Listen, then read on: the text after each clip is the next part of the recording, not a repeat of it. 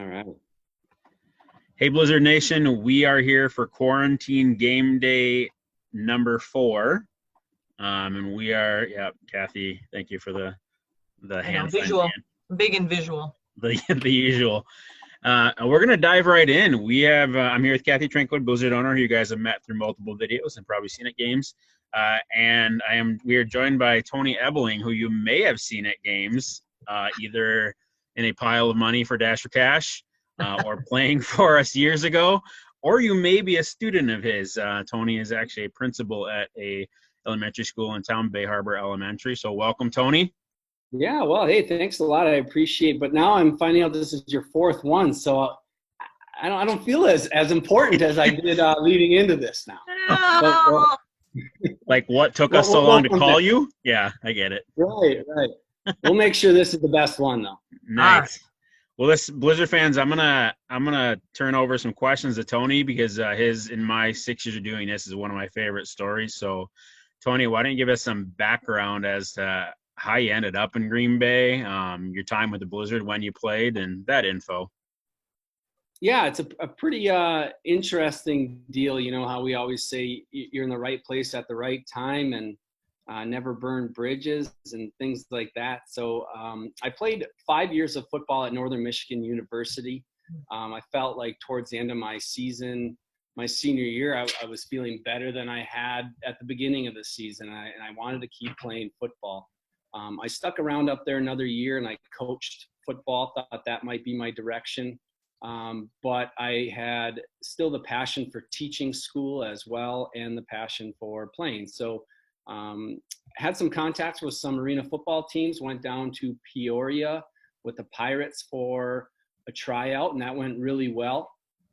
They were looking for some more tight end sort of players at the time, but they put me in touch with a guy by the name of Jose Jefferson out in Nebraska. Yes, Jose. Yeah. So I talked to Jose, and I was getting set to maybe go out to Nebraska and play, and then hadn't heard anything for a little bit, and then got a call and said, "Hey, Tony, you want to come and play football for me?" And I said, "Yeah, I thought that's what we were going to do." And he said, "But it's going to be in Green Bay. Green Bay Blizzards. It's going to start a new football team there." I was like, "Well, I'm from Upper Peninsula of Michigan, so the Green Bay is pretty close to me." And said, "Absolutely, I will give that a try." So I went there and did a tryout, and that went well, and made the team. And while I was playing, our first 2 games landed us in Hawaii and in San Diego. So those were some pretty fun games to be at. And so as I did that, I was also substitute teaching during the day and living in a hotel at night. And it was an interesting situation. So continued to play the season, but I met a beautiful girl by the name of Heather a few weeks into the season, who I am now married to.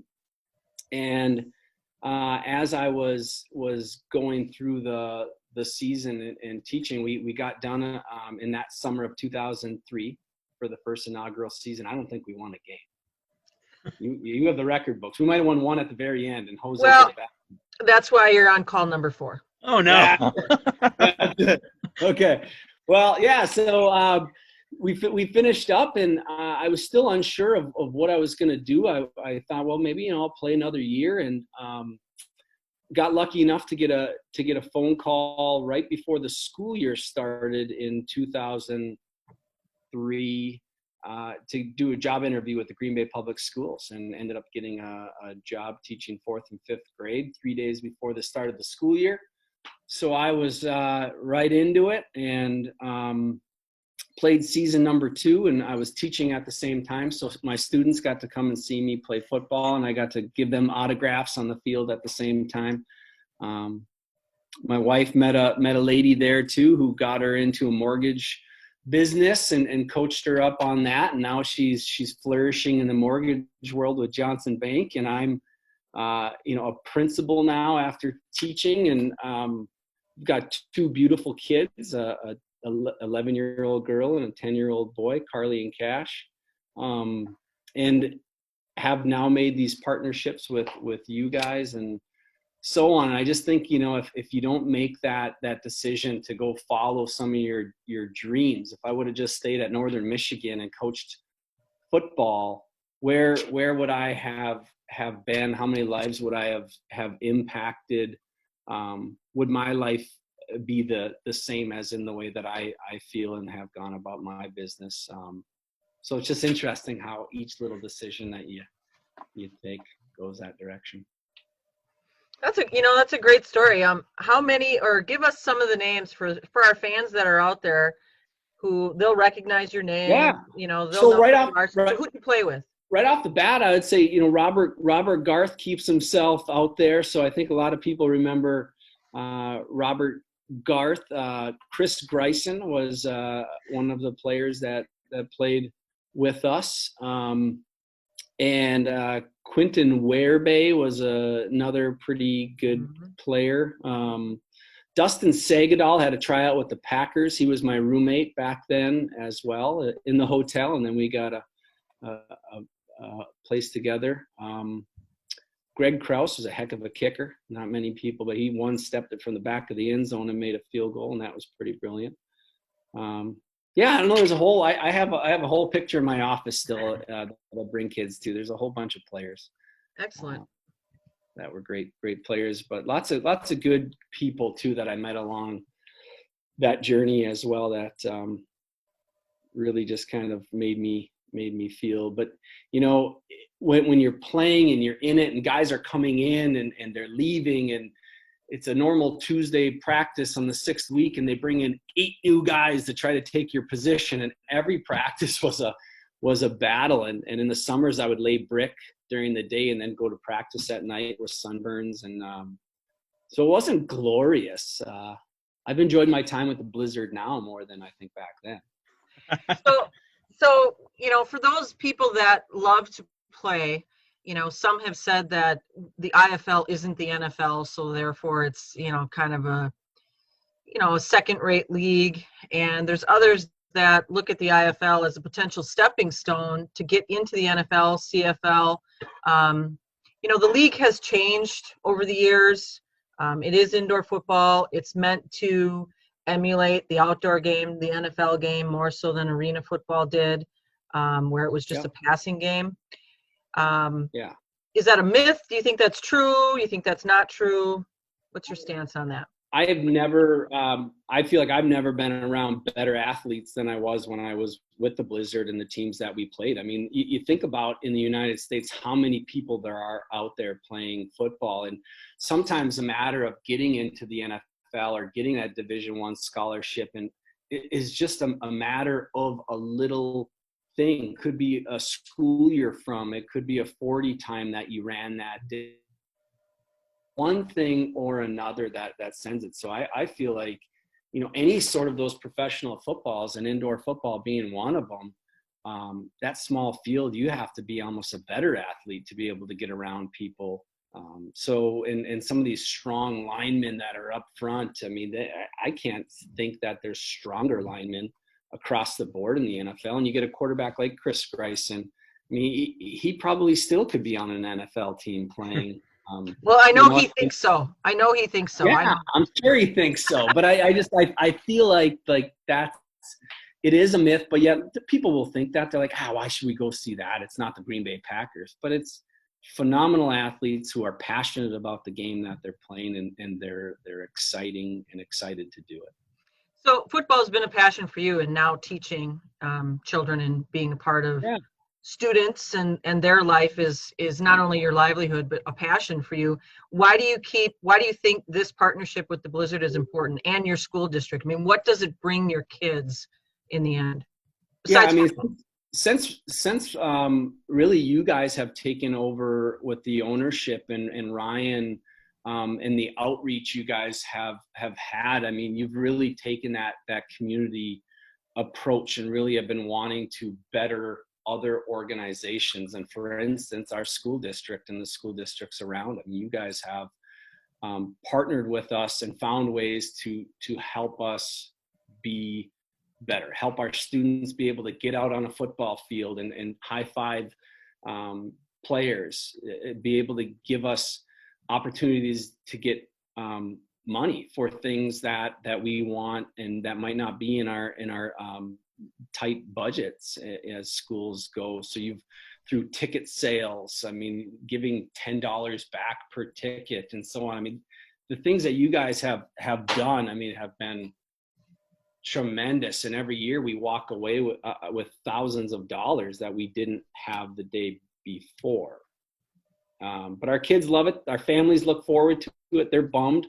I've had people ask about it, like, is it still going to happen? Are we still going to do something? So we just really appreciate that you've thought of us and we've had that partnership. I mean, again, our kids absolutely love it, especially when we have the assembly and the players come and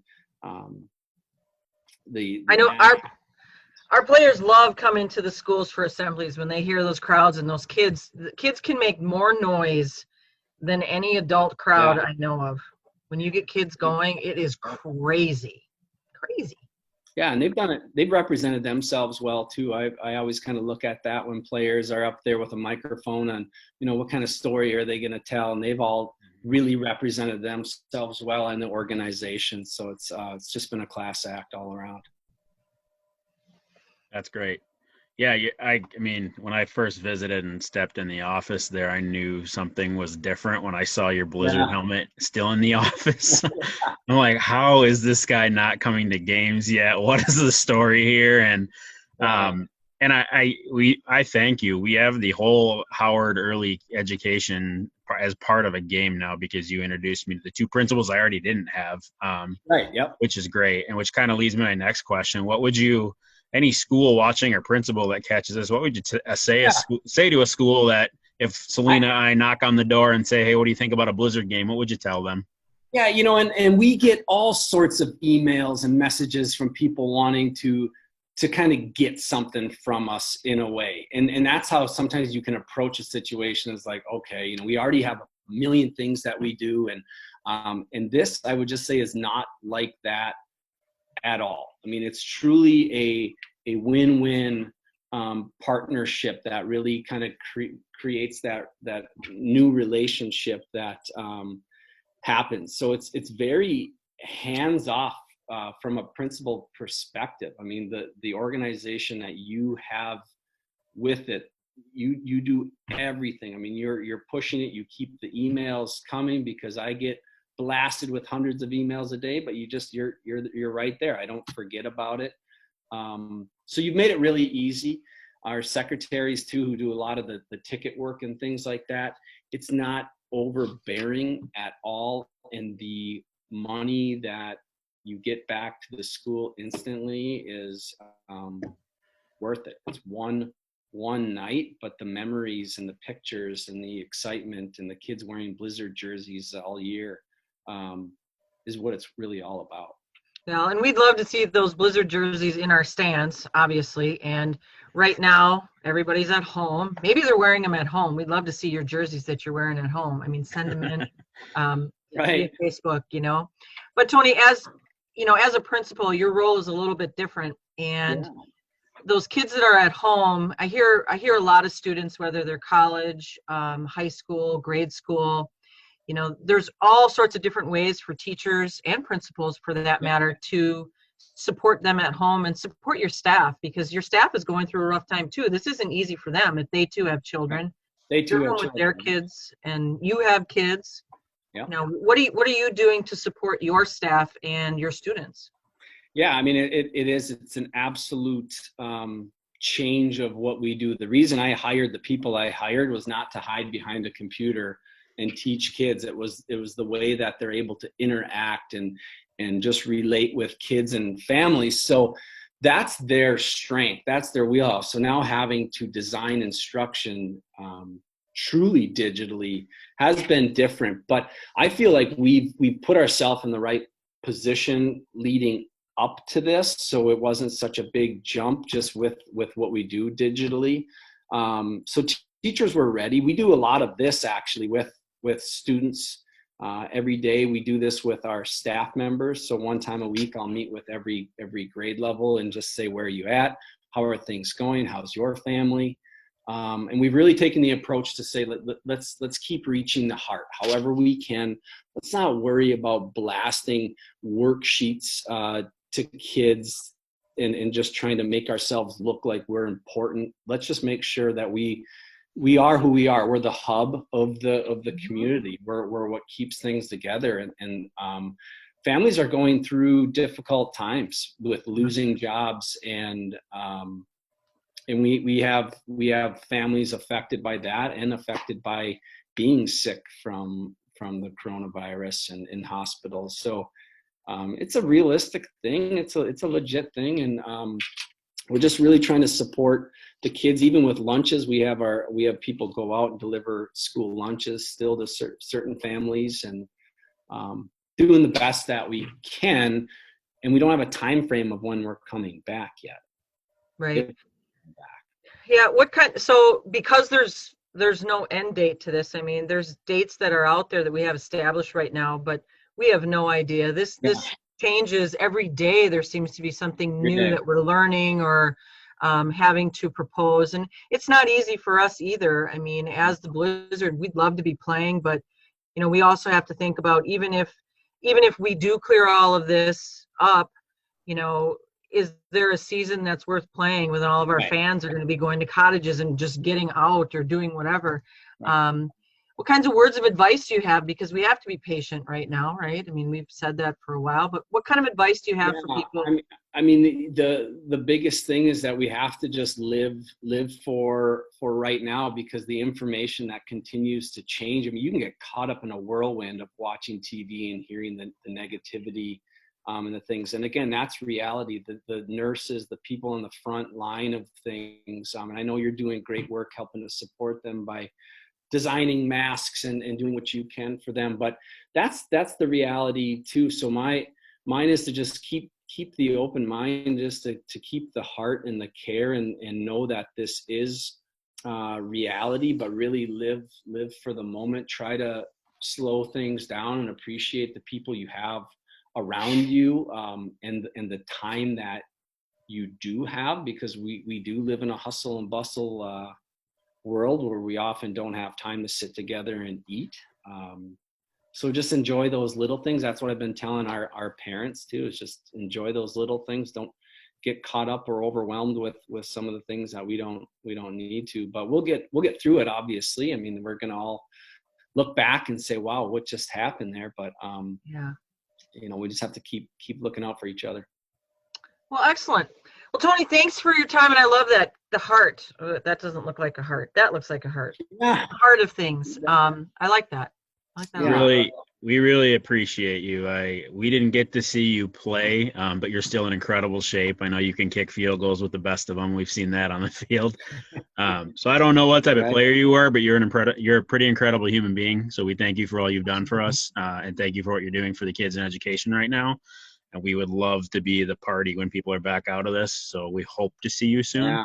But thank you for I will definitely be at the first game that is out there again, whenever that may be. But and you guys too, keep doing the work you do. I was never more impressed than at that community outreach event that I was able to be a part in with you last year, and just hearing what you guys are really about. I didn't really know the background and the story, but just the what you're really about is good things. So I appreciate you, Kathy. Appreciate you, Ryan, and know it's a tough work running a team and having that too, but it's good work. It's making a difference. Well, when we have partners with you, like you, it's very easy. It's very easy to do. I mean, it's definitely not a labor at all. It's fun. Ryan and I do have our moments where we're pulling our hair out, but in general, it is a rewarding experience, especially from the community side. Before you disconnect, just know what I think of you, right? So when Joe was around and when Selena was around, I've given other schools to our group salespeople. I've never handed off your school because I enjoy working with you so much. I handle all of our group sales go through someone else except for the Howard Somico School District. So well, I appreciate it, but your passion is why we keep connecting. But I've appreciated our friendship, how that has grown through the years as well. So. You take care of yourselves, guys, and enjoy the cabin. Thanks for letting me be number 4. You bet. Take care. All right. Bye-bye, guys. Bye. Well, Ryan, what do we have left to discuss? Don't think there was an owner's call, so no update on your. No, we're kind of, much like we were discussing with Tony, it's a day-to-day thing. Yep. And so we wanted to just kind of give everybody a little time to sit back, evaluate where they're at. There was a lot of legislation that came out in the last week. So I think everybody's just kind of evaluating where they're at, looking at dollars and cents, examining cash flow. And, as much as I'd love to say this is all about football and the game, it's a business. And sometimes in a business, there's tough decisions to be made. It's not all roses and hunky-dory kind of stuff. And it's difficult. It's difficult on the people. It's difficult on everyone. And it is difficult on us owners as well. So I think we just kind of took a breather. We'll probably get back together with them all next week and then just kind of wait for what's coming down from the government and each of our individual states as well. We got 10 different states that we're dealing with. Yeah, I don't think there's much else. I want to give a couple thank yous. So I've been on emails and more videos for our partners coming, and even the season ticket holders, another wave of emails this week. We have a pretty incredible group of fans and partners here who want nothing more than us to play, but at the same time, very understanding. So I got a lot of those emails back this week. So I appreciate all Blizzard sponsors, partners, and season ticket holders. Anybody that's bought a ticket to the game and's been patient because we do want to play. And the humanity shining through is outstanding versus the anger. So, yeah. And our community is an upstanding community around things like this. They'll be the first to, help out other people. Whether or not we have a season is still to be determined, but I have faith in our fans and what we all are about, that regardless of the outcome, they're still going to be around. They're still going to be fans. Yeah, anybody would be disappointed if we don't play, but at the same time, we have to take into consideration everybody and all of our teams as owners. And then as the Blizzard ownership, we have to take into account our fans, our players, so there's a lot of different levels to all of this. And I appreciate all of you fans, all of you sponsors. We wouldn't be here if it wasn't for you. Larry and I have been very blessed by the relationships that have come out of this on all levels. And, this has been unprecedented times. As most of you know, we own other businesses. So there's just so much going on with our other employees and our village of businesses that we own. And it's been rough. It's been a rough couple of weeks. The bags under my eyes should show that, but I'm always a fan of, let's look for what the opportunity is. Let's stay positive. And even something as horrible as this is giving us some value. And the value that I'm getting out of it is the idea of slowing down. Tony hit the nail on the head. I run from, as Ryan knows, from thing to thing every day of the week. I'm sometimes at work till 10:30 at night with what I have to do. And taking a step back and actually having dinner with my family, that's pretty cool.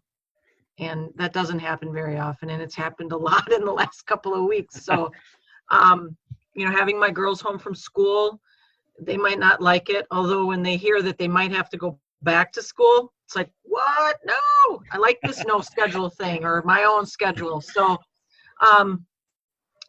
in the end, I think that, again, I just want to thank everybody for being supportive. It's been a rough couple of weeks, and we will get through this. And just keep in mind, although all of us are going through something, remember, all of us are going through something. And everybody has a varying degree of what they're going through, and it's not an easy time for anyone. Yeah, I would echo that, and I will. So 2 things that brought to mind. So if you ever go to a movie with Kathy, don't intend on watching the previews. And I have this scene from Liar Liar that runs in my head that there's all these unpaid speeding tickets in Kathy's glove box. Coming in hot is a phrase she uses a lot. So, but I love the previews. We both are missing Marcus Theaters a ton right now. Oh, I love Marcus. Marcus, I love you. I want some of your popcorn. And then one more thank you. If you didn't hear it when she explained it right there, Blizzard fans, we are in outstanding hands with Larry and Kathy owning this team. I'm blessed to be working for them, and we have people who have stuck around and kept the Blizzard alive 6 years ago now when they bought the team. So we appreciate you and your husband. So thank you for doing what you do. And I wouldn't be wanting to go to war through this thing and come out with any other family. So, and you guys are family, so we really appreciate you. Yeah, and you as well, Ryan. I mean, this has been an enjoyable ride. Like I said, when we were on with Tony, there are moments where we want to just go, Yeah. But at the end of the day, it has been a wild ride. Some days more wild than others, but in the end, all good. Since we do need to talk about football, though, right? Yeah. So this would have been game 4, and it would have been against Cedar Rapids. Now, Cedar Rapids, we'd be playing the River Kings. But last year, we made some history in Blizzard history. And what was it? So on the Military Appreciation Night in Green Bay last year, we shut out Cedar Rapids. So easier to put up points in indoor football than it is to stop people. So it was one of my favorite games on top of the real sharp-looking military night and the feel-good piece.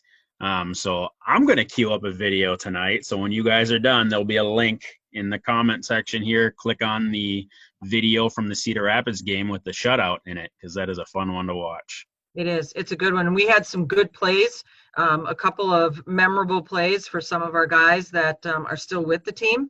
So definitely want to check out what that has to hold.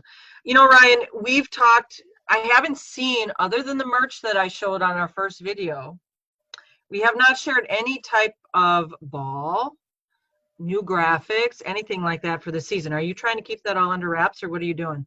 Yeah. Are you ever going to share that? No. Yes. Oh. No, I think actually one of them absolutely. So this week, watch Facebook fans, because we're going to start showing the 4 game balls that we'll be using this year. So this week you for sure see some footballs. And I think actually Selena and I were just talking today. I think we'll put the online store back up and just run it occasionally when we have to ship stuff. I think people want some Blizzard swag and new stuff. I have no problem doing that. Just be patient with us as we'll probably watch orders come throughout the week and then go make a shipping run. So, but I think now, we'll reactivate. Are you going to sell those balls at all now? Yeah, I mean, you're going to wait. I think the game ball will be for sale. The special ones, I think we want to hold on to because we still have to play those games. We have balls, yeah. We have to play, but I mean, yeah. Are you gonna have them available? You think in the store, or what? Are you thinking? Yep, yeah, in limited quantity, right? Because absolutely, we know that's what most fans want when they come to an indoor game, and we got to make sure we have some to play and for those special nights. But yeah, I think we'll activate the new. So you saw the pullover that Kathy had on. I have one of the new football face hoodies on. We'll put the new swag on there, and for at least the actual game ball, the Spy-Night ball. I have one of the still available. Yep. So we'll activate the online store soonish. So we're working on some other cool stuff with the website, and I'd love to do it all at once without giving away a ton of information, but we'd want to get the store back up. So those of you guys who want new stuff, I was on a call with the sponsors this morning doing another video for you guys, and they're like, we need Blizzard swag, and I'm like, we should probably turn on the online store. So yeah, I mean, we'd be well into selling out our swag at this point, so right, it makes sense to make it available to people if they want to sport something new. All right, well, I think that this was a good call from a positivity standpoint, and my suggestion this week, if you're ready to wrap up, absolutely, would be to find the positive. There's so much negative. Like Tony said, you can be watching and you see all sorts of negative, and there are things that are starting to reach a peak. We talk a lot about this flattening of the curve and all of these other things that are out there. Let's find a positive, though, in what's going on in your life. You can absolutely find the negative if you dwell on it. But at the end of the day, it's about staying positive, finding a positive in the negative. I told the people that work here at Trinks that one of the positives that we found is that we could do a better job of taking care of ourselves and staying healthy. and we can do a better job of cleaning up after ourselves and staying clean. And just remember that, people, when you're out in public. Been seeing things where people are taking off their gloves or their masks and throwing them on the ground at a grocery store in the parking lot. Be sensible. If you don't want those on your hands, why do you think somebody else wants to pick them up? Right. Do stuff, be kind to one another, be positive, and take care of yourself as well as the people you love. That's all I got. I think that's what I got. We miss you guys. We'll see you soon. Stay tuned for more videos coming, and go Blizz. Go Blizz.